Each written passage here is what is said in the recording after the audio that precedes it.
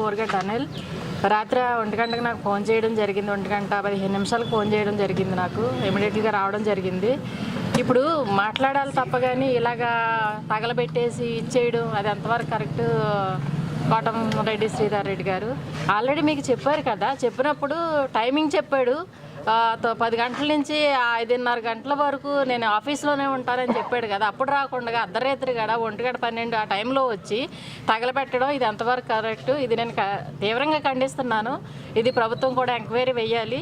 పైగా అనేకమైన బూతులతోటి నేను కూడా విన్నా, చాలా అడ్డమైన బూతులతోటి తిడుతున్నారు. ఇంట్లో ఆడవాళ్ళు కూడా అసోసియేట్ చేస్తున్నారు. ఒక అస్తమాటు పవన్ కళ్యాణ్ని తిట్టాడు, అమ్మ బూతులు తిట్టాడు అని పిల్లల్ని భార్యని తిట్టాడు అంటున్నాడు. ఏమడిగాడు? నా తమ్ముడు ఏమడిగాడు? పవన్ కళ్యాణ్కి పుట్టిన పిల్లలు అఖిరానంద్ పిల్లోడు కాదా, నీకు పిల్లోడు కాదా అని అడగించడం తప్ప, ప్రశ్నించినప్పుడు సమాధానం చెప్పాలి. సమాధానం చెప్పకుండా నీకెందుకు అని పొలిటికల్గా అనడం ఏంటి?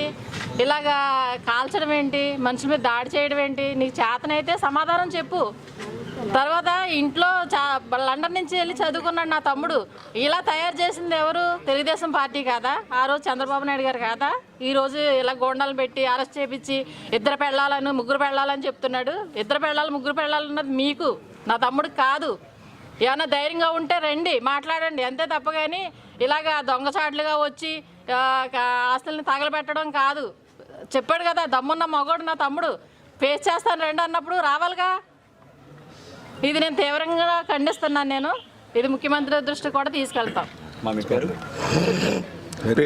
Vineeta, Boosi Vineetha. Please subscribe .news.